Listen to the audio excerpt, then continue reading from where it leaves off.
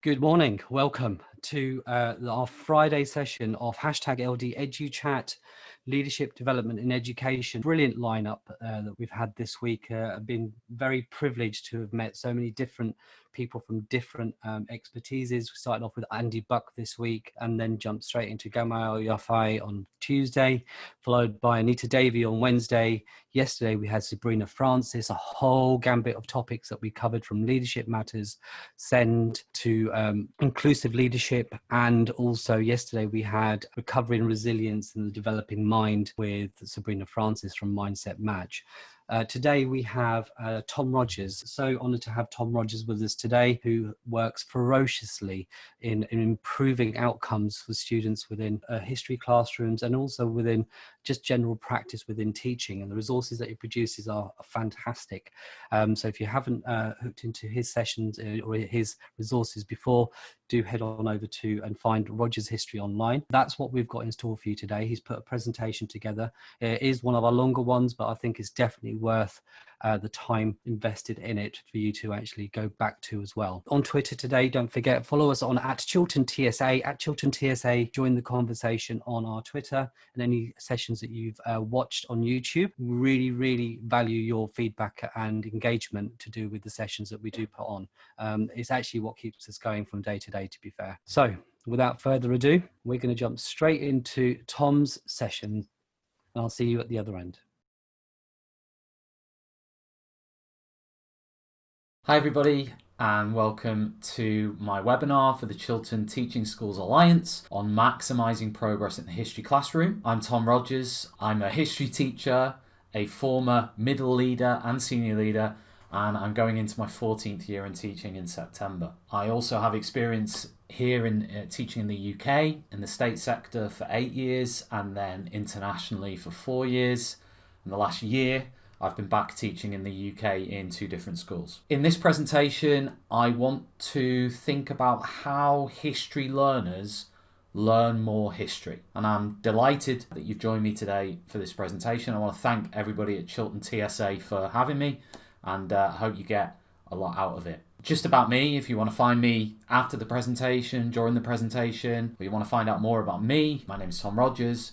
As I said, I'm a history teacher, but also apart from that, I'm the director of Teach Me Icons, which is a free CPD provider for teachers across the UK. We provide completely free CPD for teachers in a variety of subject areas. So we currently have English, maths, science, history, geography, wellbeing, RE, MFL, D&T, and many, many more. You can visit the website there to find out more about an event that you might be able to attend. We've got lots of online events coming up. I also direct Rogers History, which is my website and online courses for CPD.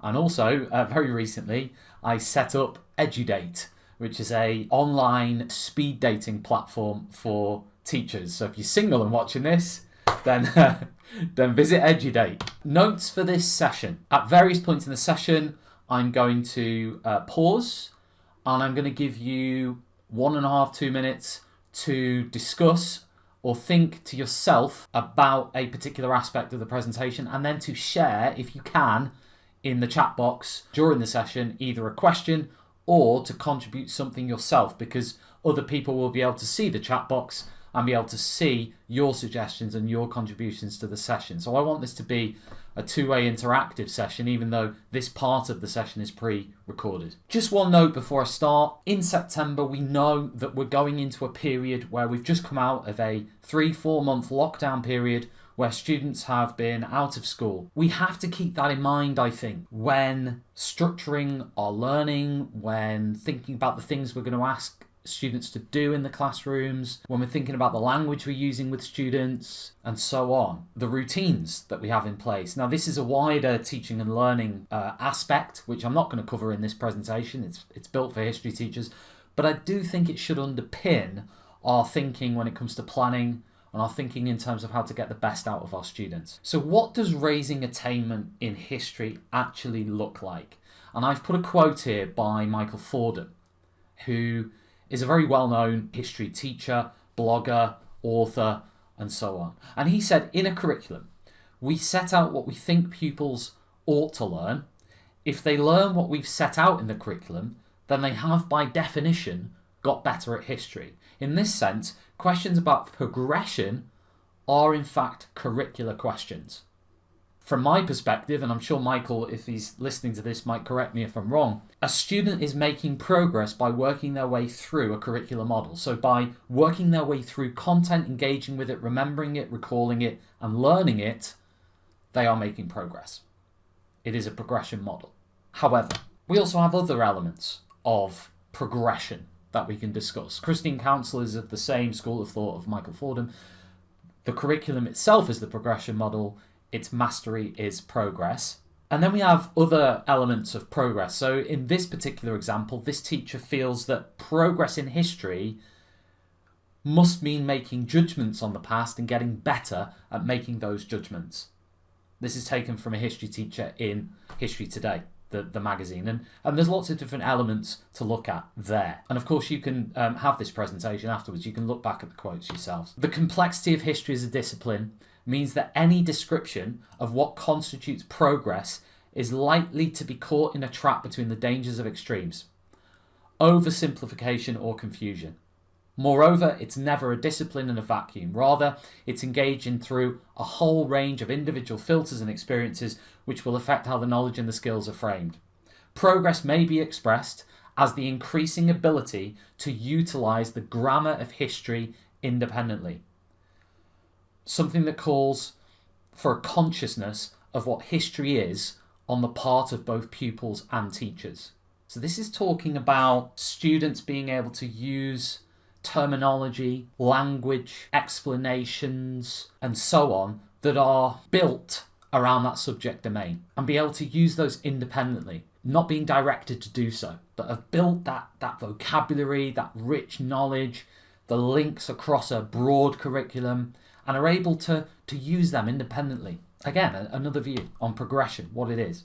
Now, of course, that's not all, because we have skills. We have skills in history that we want students to get better at doing, whether that be communicating ideas, opinions, judgment, whether that be analysing and evaluating sources, and so on. There are lots and lots of different skills within the history remit, and I know I'm very conscious today that we have history teachers who are middle leaders in history, new history teachers, primary leads for history, and so on. We've got a whole range of different people watching the session. So I'm trying to include as broad a range here as possible in terms of my thinking on this. And I'm just throwing ideas at you really about what progress means, curriculum, skills, students getting better at history, learning more history, being more confident with history. Would you even say that a student who makes more progress in history is one that actually enjoys history more, that loves it more, right? Is that a sign of progress, right? Is that a part of progress? Anyway, I've come up with 5 key pointers here which I believe help history learners learn more history, that I'm going to cover in this session. Now, there will be many more. These are the 5 I've picked for today. Incorporating recall opportunities in most lessons. Not all, because we don't want to be rigid, but using retrieval practice, using techniques to trigger a student's long-term memory, to help them to recap and become more secure in their knowledge and understanding of topics and themes. I think that's important. I think that's really important. Perhaps one of the most crucial ones in teaching and learning in general, actually, and a real trend and a real drive in the teaching community. Thinking about sequencing, complexity, and linking within the curriculum. Hooking students into learning. Actually engaging them. Actually saying, you know what? Here's an angle on this particular topic or theme that you might not have seen before or thought of before, and I'm going to throw that at you at the very beginning of this inquiry to really hook you in. You want to know more now. You want to carry on studying it. You want to ask more questions because of this simple hook or this trigger for learning at the beginning of the inquiry or the lesson. Allowing students to access higher level subject knowledge. Now, some of that higher level subject knowledge will come from the teacher, and many people say the teacher's the expert, and I agree with that. I think teachers have a lot of expertise and a lot of knowledge to offer students. But in history, it's also important to signpost students or make available to students that academic core knowledge, the work of historians, the work of people involved in the field of studying history who are professionals at doing it. And I think opening students up to that world as much as possible is broadening their horizons. It's broadening their engagement and vocabulary around the study of history. They're understanding maybe some of the processes that are involved in history, whether that be the research processes and so on, by engaging with the work of academic historians. So I think that's a super important one, and I've put that there as number 4. And the final one, source inquiry. The source is your bread and butter in the history classroom, your photograph, your piece of art, your piece of writing, whatever it may be, including that in the lesson.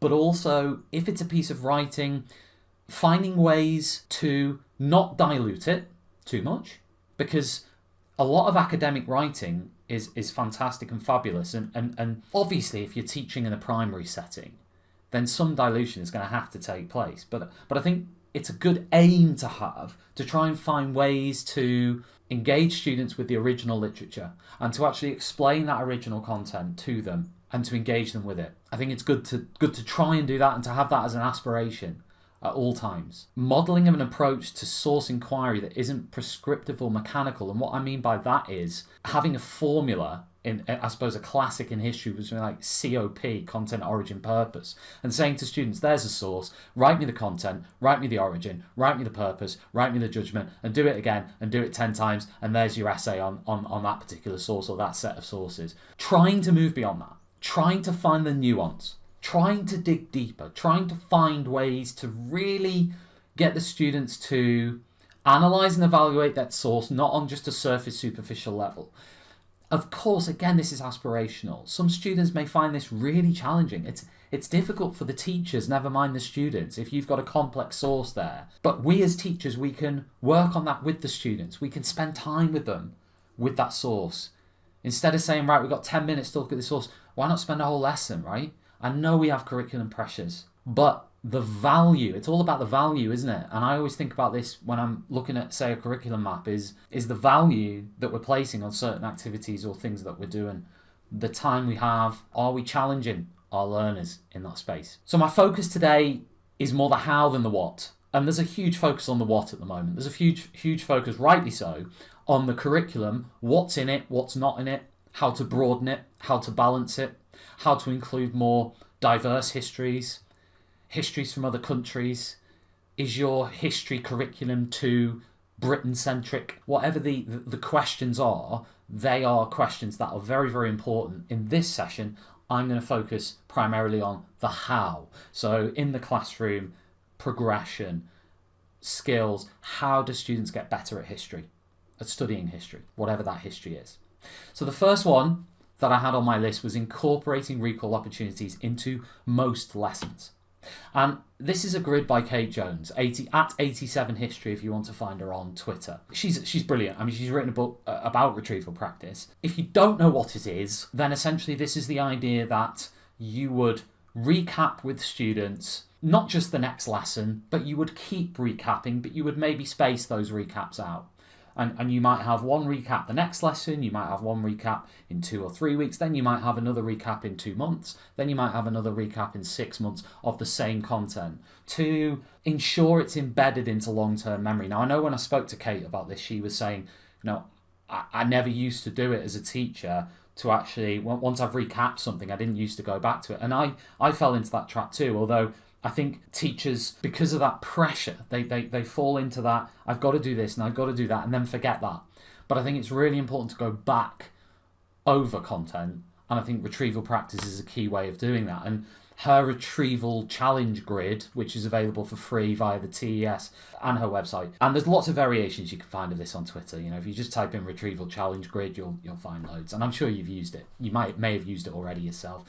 But in history, I think this is really important because of the volume of the subject knowledge and content that students need to know. And this is a really quick way of them recapping because they can do this verbally. They don't necessarily have to write anything down. So you've got last lesson, 1 point if they can answer any of those. Last week, 2 points if they answer that. 2 weeks ago, 3 points. Further back is 4 points. So if it's months ago, they get 4 points. And it creates a competitive dimension. There's lots of competitions you could do with this in the classroom very quickly as well. And it's also about building that knowledge and making those marginal gains. And it's actually saying to students, especially now after COVID, is saying, listen, you might have gaps, But here it all is, so we can work with this same grid and we can try and tick maybe one of these off and keep going back to them every day, right, in a 5-minute chunk. And this is something they could do independently. And this example is Germany, the unit Germany, democracy and dictatorship. And they've got all these challenges here, which link to their revision. And the challenge is, there's 100, 1%, make your 1%. And if you do it all, you'll have built this knowledge base much stronger than what you currently have it. I like that. Retrieval roulette, this is an idea by Adam Boxer. You can visit Adam's website and you can find, again, examples of this that you can download for free.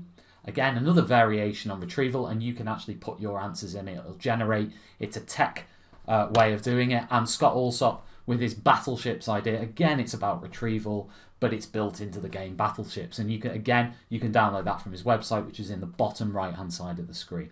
Now, I'm going to have a little pause now. I'm going to give you 2 minutes to actually explore and think, what strategies and tools do you use in your classroom to recap with your students? So I'm going to give you 2 minutes, and all I want you to do is share anything that you currently do in your classroom now when you recap, tools and strategies. They could be generic ones. They could just be ones that you use in whatever subject that you teach. If you're primary, it might be something you use in class. If you can include a link to it in the chat box, even better, because I think the chat box can be exported later as well for everybody. So if you can just share, I'm going to give you 2 minutes to do that now.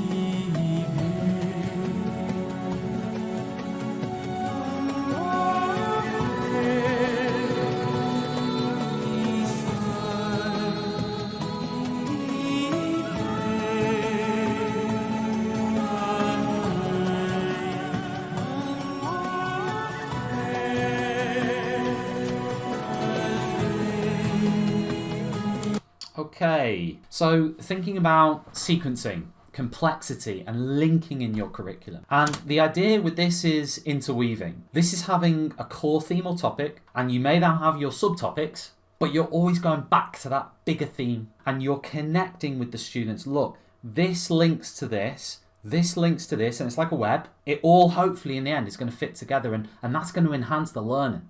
And I've given an example here on a PowerPoint. I'm not going to read it out, but 1920s, 30s, political extremism, if you like, in the 20s and 30s. And it might be that the students look at case studies in Russia, in Spain, in Italy, in various different countries. But the underlying theme there is the growth of political extremism in the 20s and 30s. And then that would be the theme underpinning. And you might keep going back to that. You might keep defining it. You might keep making comparisons as you go through, but you certainly will try not to just make it separate entities. Right, we've looked at Germany, now Spain, now Italy, the end, and there's no real theme there. There's no real overarching umbrella which the students can hook things onto to develop that understanding and enhance their understanding.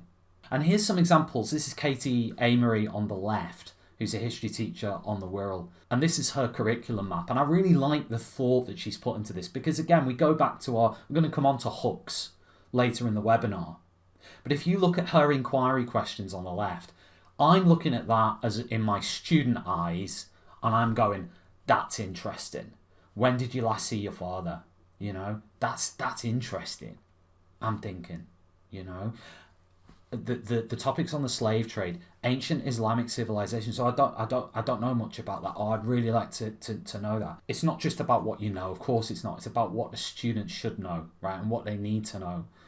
But there is that engagement element as well to say, well, this is different. This is broad. This is interesting.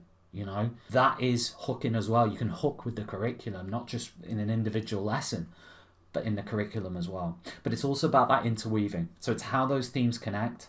And you can see in the centre of her map, she's got these themes and she's got that interconnectivity. She's got that journey running through the whole year, right?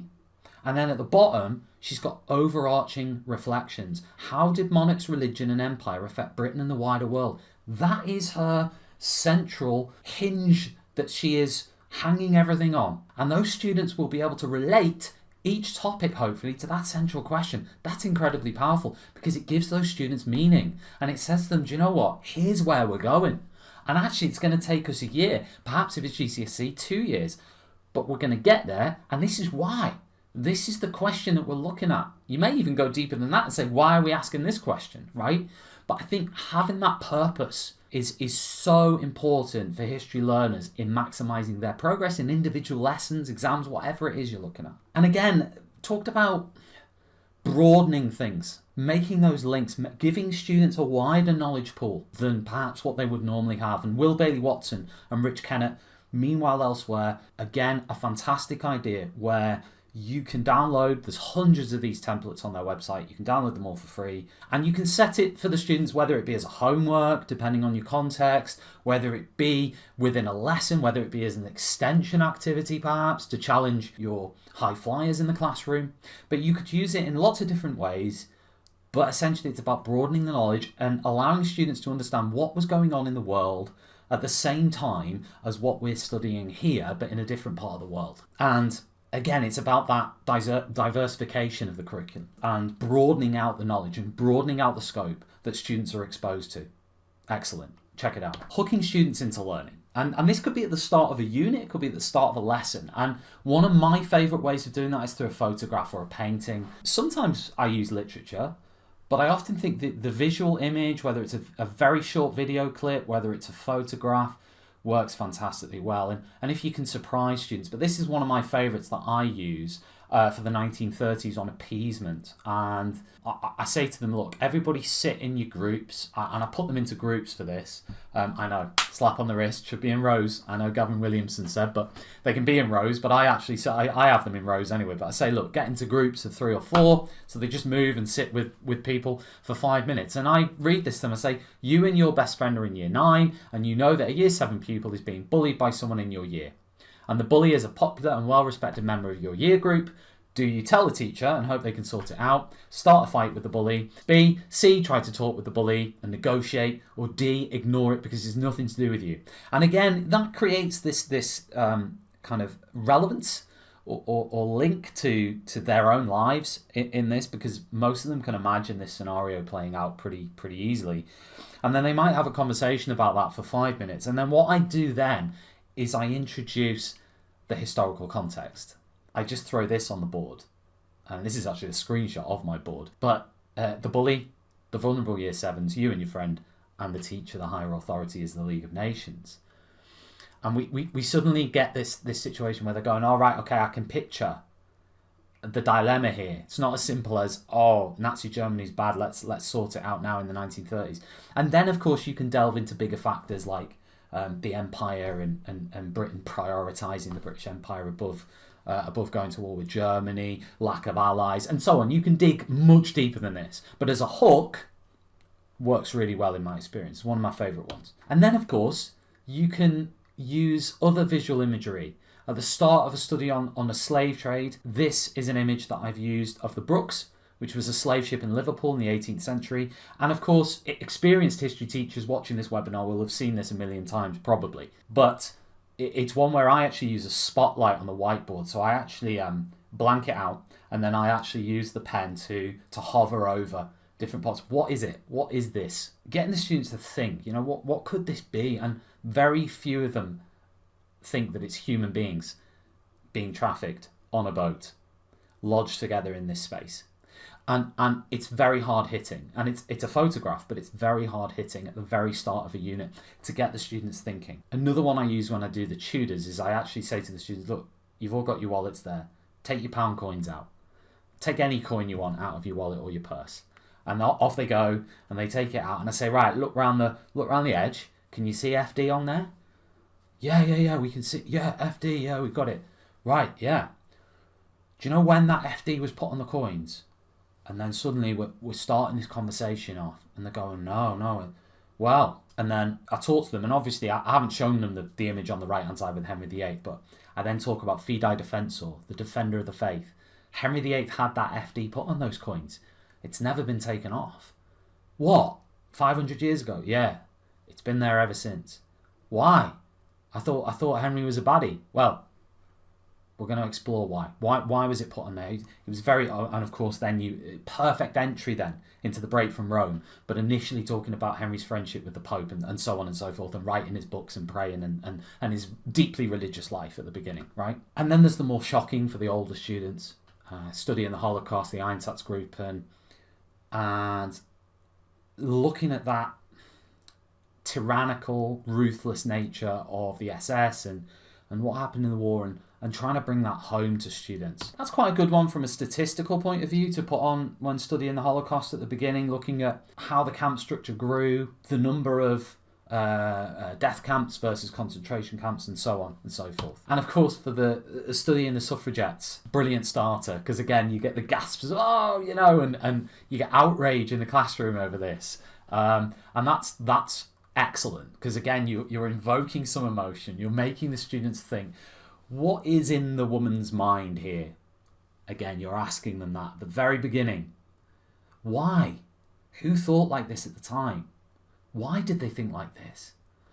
And then you can go on to talk about Churchill's views on women and so on, and a lot of the different views on women that existed at that time. It's a really good opener to really contextualise it, and you can then, again, go into much more detail then, of course. You can open it all up. As a starter, great. This one is one that always gets them. Again, topic of appeasement, really good starting point. And actually, I've started using this instead of the England football team doing the Hitler salute at a friendly match. I've used that for years and years and years. I've started using this because I think it's even better as a hook image. And my first question is, where's this?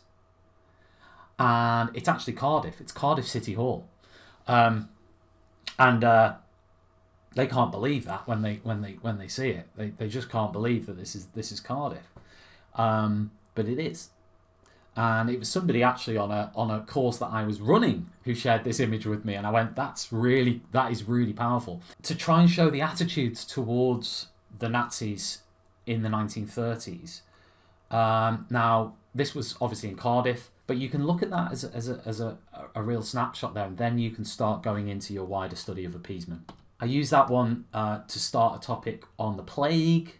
It's a still of the causes of death that were noted at the time. And it's incredibly interesting to actually explore some of these in more detail with the students, to actually look at what they mean in today's language. So we've got, for example, one death up here of lethargy, as they call it, on here. And in my mind, I'm thinking of a lot of these on here will be linked to mental health and stuff of that ilk. Suicide, perhaps. And going down, of course, we've got suddenly. Well, what's that, I wonder? So we can start to really explore, and again, for a unit on medicine over time, exploring the knowledge that they had at that time. This is 1665, so this is the plague in London. And looking at how far that knowledge has come on in 1665 as opposed to the 1348 version. How much progress has been made? Well, looking at this, not a whole lot, right? And this again is brilliant. This is a handkerchief. And I say to the students at the start of this particular unit, what is this? And of course, they don't have a clue. And then you can talk about the fact it's David Lloyd George's handkerchief. at the Versailles Peace Conference.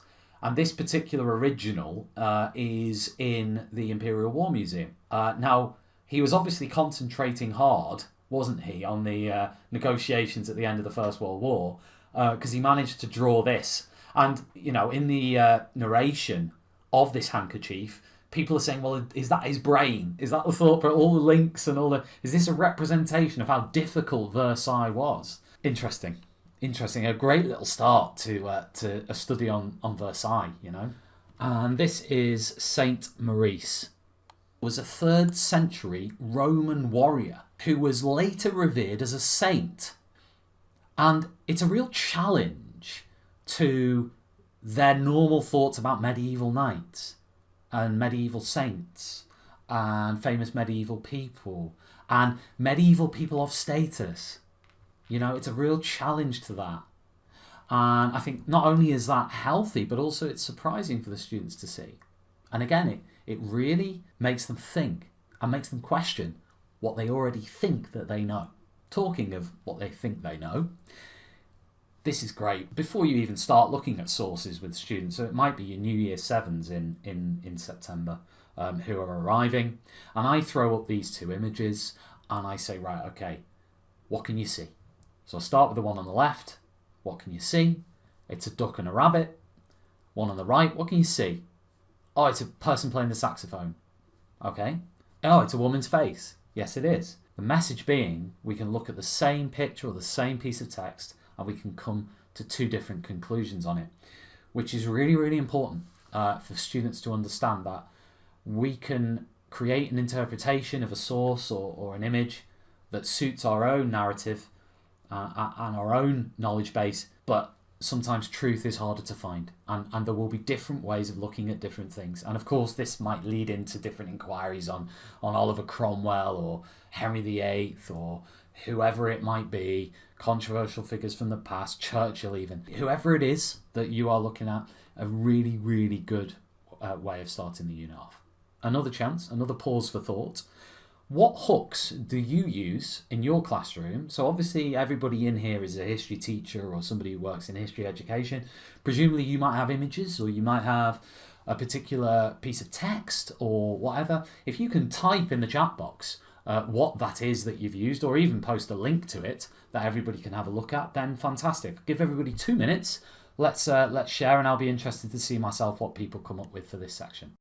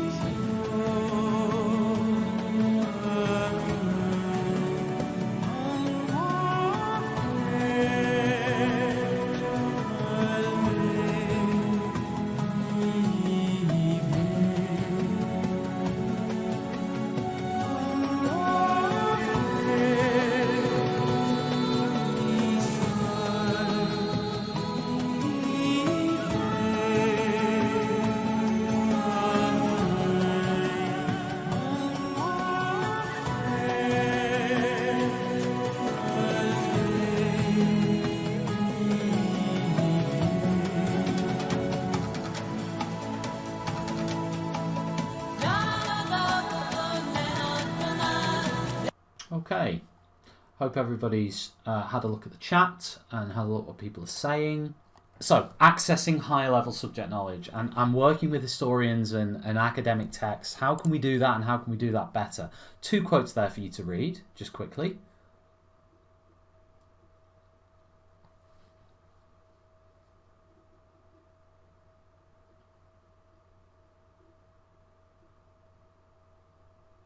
Okay, so both Ben and Scott are both saying basically, look, we need to keep updating our knowledge.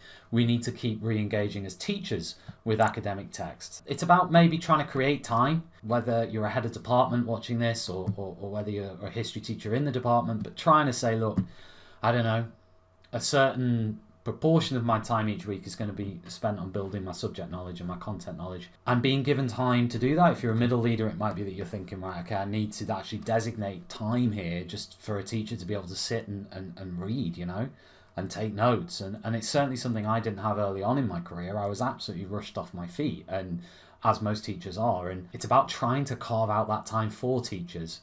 Asking them to do it themselves is often difficult unless you're saying, what do you want to prioritize, you know? There's some suggestions there on the slide. Will Bailey Watson's podcast list is really good. If you contact him, I'm sure he'll share that with you. It's on a Google document, and he's listed all the relevant historical podcasts. I like podcasts because you can listen to them on the go, you know. Easy to access book libraries. And again, it's in the classroom, I guess, and as teachers, it's about stripping back the less impactful tasks. So are we spending an hour doing a card sort when we could be reading historical text, you know, that's going to help us in a period of lessons with students? I like this from Corrine. It was shared at the WLFS history conference a while ago, and it's her kind of curriculum map, if you like, and how she's incorporated historiography. So her key question, what was the transatlantic slave trade? And she's got historians and accounts from the past interweaved in her entire curriculum. There's a real historiography focus there, and I think that's really, really important. So feel free to screenshot that. And again, Corrine is contactable. I'm not sure if she's contactable on Twitter, but I'm sure you can find a way of contacting her through Google search if you want a copy of that. And then it's about enabling students to digest those academic works. So being able to summarize paragraphs, convert text into notes, and find appropriate content. And JSTOR is a website that allows you to search for original source content, and to be able to look up the content appropriately. And obviously this is after doing a search on JSTOR on the left here. I was able to find a source and then find the historiography to go along with that source. JSTOR is a little bit like the National Archives, but for historical sources, right? Now, you have to pay for an account, but there are lots of free materials on there as well. Open access, you can see there on the left. These ones are open access, and students can access those for nothing. So a database like that, really, really powerful, can be really, really powerful. And of course, this source, I really, really like using. And it's about looking at different interpretations of who started World War I, who was to blame for starting the war. And it's really nice for students because it's easily digestible. The historians have named the countries that they think were most responsible for starting the war. And then you can correlate, and then you can have a debate, and you can disagree. And again, it's a lovely hook for students, but also they're engaging with the historians. They're engaging with historiography. And then you can say, look, maybe you want to read a book from this historian, or where can we go, you know, next with this, you know? I think that's great. And then what you might do with that is then put it into a Venn diagram. You might map those interpretations on a Venn diagram to say, right, how many historians have said Germany is to blame? Oh, 7. Right, is there an overlap? You know, and so on. And starting to map it somehow, whether it's a table or something more complex, but just so students can visualize it more, the differences of opinion, and think about what the different historians feel and think. This is quite nice as well. What do we know about these historians? So just a task to get the students to think about who the historians are, perhaps the bias that they're coming with themselves in writing the books. You know, and I think that's a really powerful one, to look at, you know, their nationality, their gender, the other books they've written, their background, their political views, and so on. This is from James Fitzgibbon, who's a history teacher, and this is great. But he's basically mapped that, he's gone even further, and he's actually mapped the historiography around the world, and he's got different historians from who believe that different countries were, if you like, to blame, and he's mapped it on a map there, so similar to the Venn diagram but on a map. But lovely illustrations, and again, I'm sure James will share that with you if you want it. He's on Twitter at Mr. Fitz. And then you've got the work of academic historians, and the thing is with historians, they're always ready to help. That's what I find remarkable. On Monday, we've got a free webinar, so if you are interested, it's on Monday.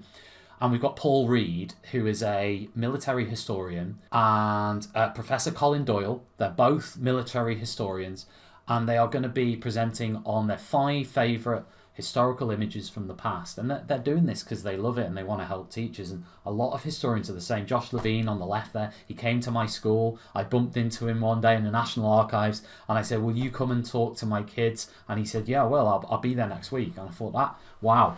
Do you want to get paid? No, I'll do it because I want to do it. And he really enjoyed it as well. And a lot of historians, they get a lot out of it. They get a lot out of working with the students. Find a historian who, discussing Henry VIII, find a historian who thought Henry was, and so on. And then you can find different historians to match the opinion. Bit of a fact-finding one, I guess. Might be good for A-level students as well, that one. Guided reading. This is from Simon Beale. This is looking at the paragraphs and just simply... Again, I mentioned at the beginning is transferring information into smaller, more manageable chunks can enhance that learning experience. This was an interview I carried out with Paul Reed, with my students. I was going to show you a bit of this, only a minute, but I think this is really, really good because, again, it's making the historian accessible to the students. And this was great because he actually answered their questions live on Skype. This is a screen capture from the session, but you can see now how it went down. And that's a good question because it's an obvious question to ask when you think that the communications are so bad. So let's compare it to the next war. Let's jump on 20 odd years from the First World War to the Second World War. And in that war, there were men like General Montgomery, who'd fought in the First World War as a young officer, and he'd seen the problems on the battlefields. And he'd been a staff officer, so you can see that on the bottom right, that's my class. To communicate. They were enjoying that. But in his war, they got a heck of a lot out of that. It was an amazing interview, and Paul is very generous with his time as well. But there's lots of historians who are. Finally, my final one is source inquiry and modelling an approach to source inquiry that isn't prescriptive or mechanical. And I like this from Carol Stobbs, who I work with on TM History Icons, where they cut up the source and then they annotate the different parts of it. So if it's a big picture, they could cut the bits out and then they could describe that bit. And this works really well, for example, with medieval doom paintings. I've done this task with them before on that, where you've got the big doom painting mural from Surrey and they're cutting out the bits of it and they're describing it with your help perhaps, but they could initially do it with pencil and actually guess what each image is depicting or what each image is saying and so on, the message behind each bit. But it works really well with doom paintings. And here they are doing it in a classroom. Aaron Wilkes did a session yesterday where he touched on exam classes and he was talking about lesson efficiency with the exam classes. And I think he's got a point here about sticking to the spec and getting the job done, covering the core content. I think that's going to have to be a real consideration for history teachers in September. In going back, is thinking very carefully about what we can afford, what time we can afford to use and afford to do. So, thank you very much. That's the recorded part of the webinar done, but there is actually a reflection now on the whiteboard. On the whiteboard? I sound like I'm in class. But seriously, there is a reflection there, and there's some questions there. And again, if in the chat box you could type number 1 and you could write your answer to number 1, number 2 you could write your answer, don't feel like you need to answer all of them, you could just pick one and put an answer there just to share ideas. And maybe we could spend 3 or 4 minutes doing this if it's okay with everybody, and we could maybe just write into the chat box answers to these 5 if I leave this on the screen, and then we can share those ideas and I'll get involved in the chat as well, because I'd love to hear people's ideas and what they're actually doing at the moment with these things. Welcome back. And as I imagined I would, I learned a hell of a lot. during that session, and I thought that I knew some of the topic area before we started. And when I watched that, it really did sort of like bring history alive, and I've always been fascinated by it. Time wise, I know that we're going to be running short, so I'm going to jump straight into welcoming Tom to the stage. Welcome, Tom. Thank you for joining us. I'm always in this bedroom. Oh, I know. I think you're locked in. I've been here for 4 months, It's time to open that door. It's fine. Lockdown is easing. You can go out. Yeah. There's been lots of feedback and lots of things that people have been sharing. How do you want to deal with the time that we've got left on this session? Yeah, I'm happy to dive into whatever questions you want. I'm just looking through now. I've answered a few. I know somebody asked about Saint Maurice. Yes. That was the name of the medieval knight/warrior. So that's an interesting one to use, because as I was saying in the session, it's actually Tim. I've got to give credit to Tim Jenner, actually, from the HA, from the Historical Association, because he was the one who originally showed me that earlier this year, and I just thought it was really interesting, because we have those misconceptions and perceptions of authority and power and so on, and I think that challenges that really well. Also, I was going to say, just while you're looking, just on that point in terms of, and I know that we talked about this before in terms of the big conversation that's happening at the moment about enriching curricula at the moment to do with diversity, etc. And I think that image that you put up with the saint, I can see when that's put up in the majority of schools, people would have that reaction. Yeah. And to be honest, I think staff would also have that reaction. And it's is there somewhere that people can go that can actually get these positive figures that aren't always working on a deficit model, that are working at, is there somewhere that you would recommend that they could go, a website or a link, or contact somebody that, where would you direct them? Yeah, so there's quite a number of things. So the first one is, there's a guy called Nick Dennis who has set up a website on West African history. So a lot of teachers are looking at ways to bring in histories from, for example, which are incredibly interesting, countries like Somalia and so on. Nick Dennis has set up a free website. I think it's either West African Kingdoms or .com, but if you search for Nick Dennis on Twitter, he has it as his pinned tweet, the website, and they've just set it up about a few weeks back, and it's free. There is absolutely tons of stuff on there, including schemes of work, images, the whole works, right?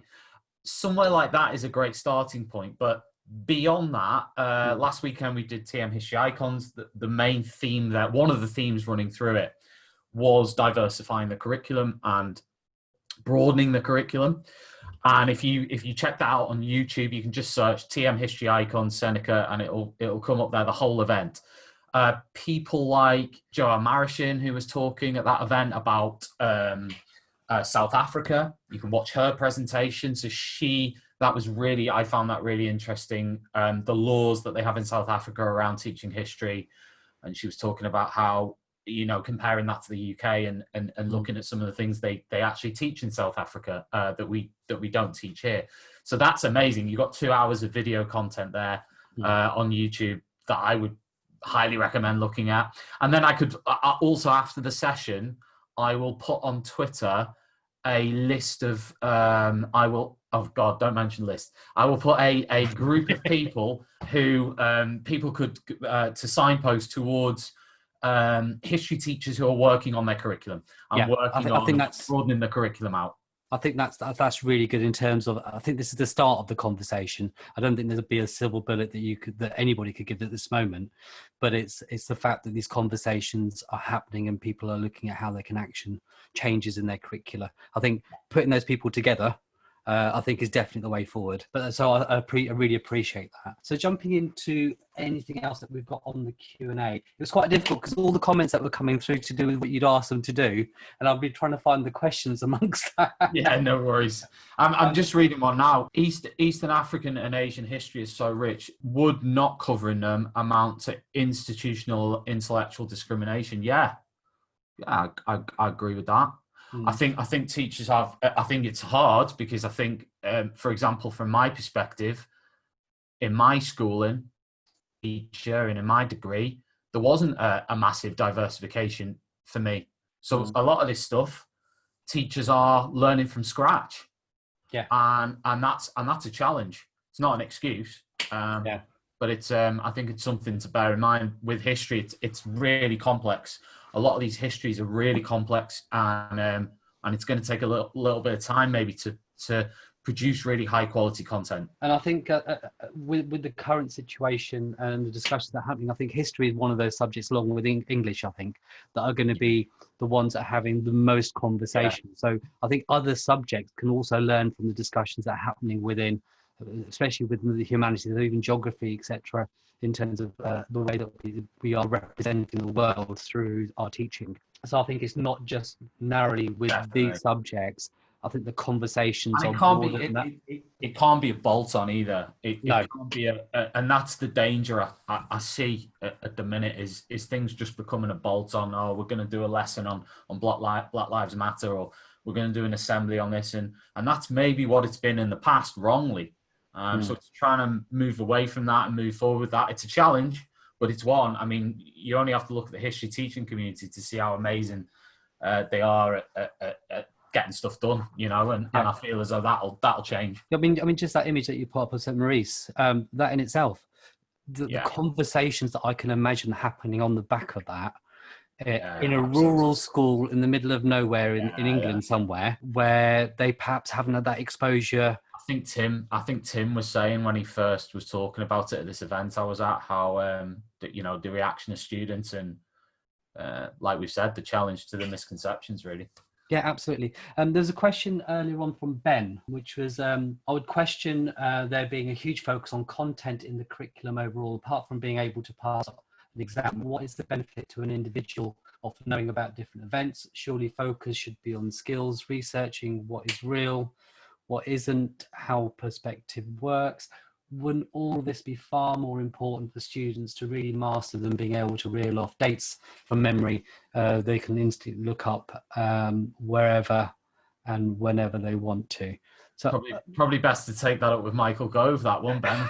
I think you got the wrong guy on the web chat here. No. I think no, but I think you actually tackled that in terms of every single point throughout that whole point. Even what you did with the attendees was to promote conversation and not to shy away from those conversations. Some of those conversations that you alluded to in the presentation are going to be challenging as well. And they're really going to challenge the way that people think about their normal, about their understanding about how things went. I mean, even to do with World War I or World War II, who started it? Who do you think was going for it? That isn't teaching somebody just content. That's getting them to think at a deeper level. So I don't think one needs to be replaced by the other, or one what exists exclusively by itself. I think it's the marrying of the two is what I gathered from that. I don't teach history. Yeah, I mean Christine Council. I think I put the quotes on at the beginning from Christine Council, Michael Fordham. The curriculum is the progression model. Working your way through the content is progress. And of course, you've probably got a counter argument to that skills that it's skills driven, and the content is the wraparound to the skills, and that's just a wider debate. And I think it is about getting a balance, I guess, for me, between. I do think it. I mean, I always think of the story with my nan. She's in her 90s now, but she was a head teacher, and she always said to me that she went to a convent school and they used to drill poems, and they used to when she was and she can still recite the poems now. And I said to her, well, what's the value in that? What's the value?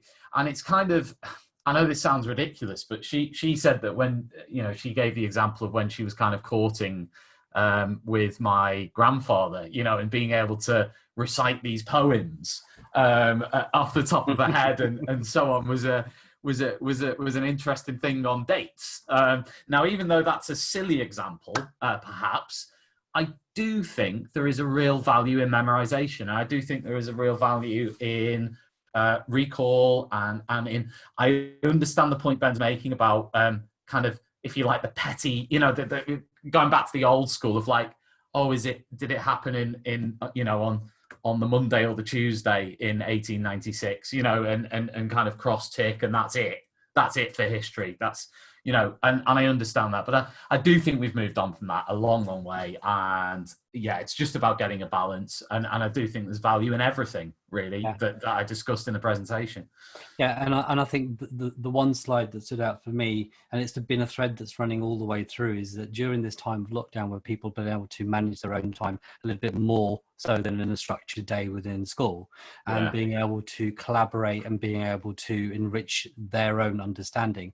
That slide about creating time, so going out to middle leaders, senior leaders, it's been the same message in all of our sessions, to be fair, is that the richness of our sector has been really exposed during the lockdown. So the silver lining has been that, and the fear is that when we go back into whatever that new normal is that time is stripped away, and then the richness gets buried again. So it's moving forward with a model in our schools that allows people to develop their own understanding about their subject. I think history teachers, like I said in the session, they need time to read. They need time. I mean, we're talking about diversifying the curriculum. To be able to do that effectively, we can talk about it and we can go, here's a curriculum map, and I'll throw in all these words and themes and whatever. But to actually deliver it on a quality level, they're going to need a lot of time to read, and they're going to need a lot of time to really get to grips with that material. You can't just pick it up and roll with it. Do you understand what I mean? Yeah, we're not presenters. We're teachers at the end of the day, and to teach, you've got to have that depth of understanding yourself. Absolutely.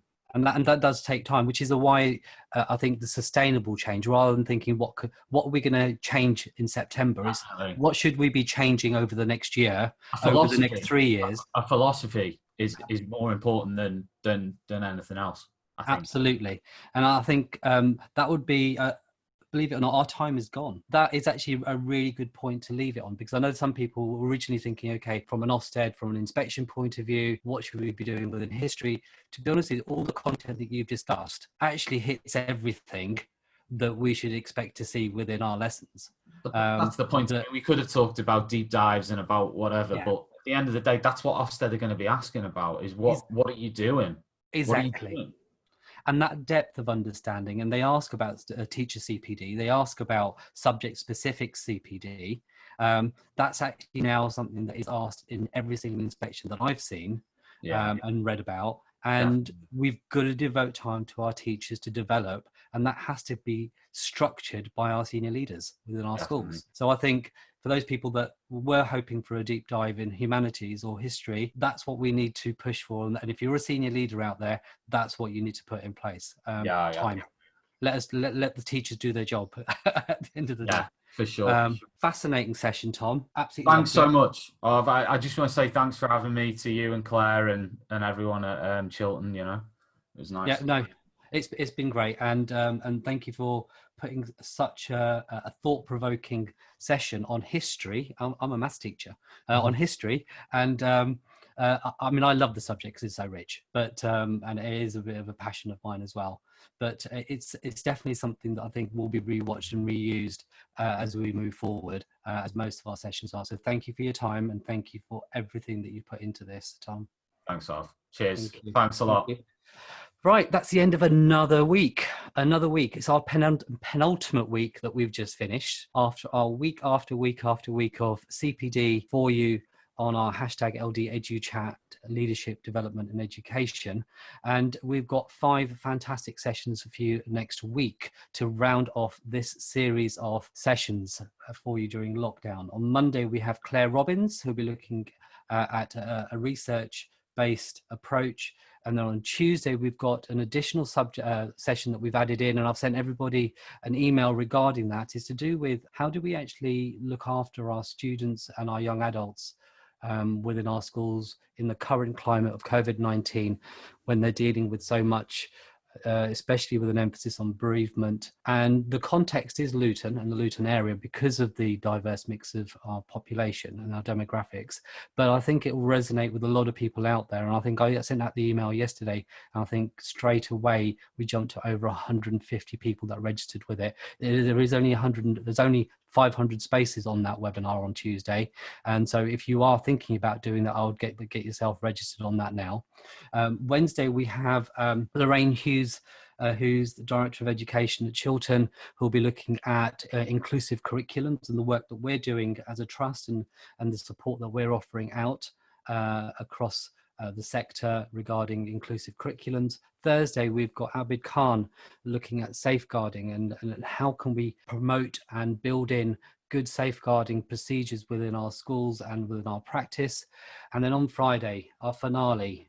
And I really would like that one to be a sellout. I know the other ones I want them to be sellouts, but Friday, I really want to have a sellout. It's our final session of the series before we break for summer.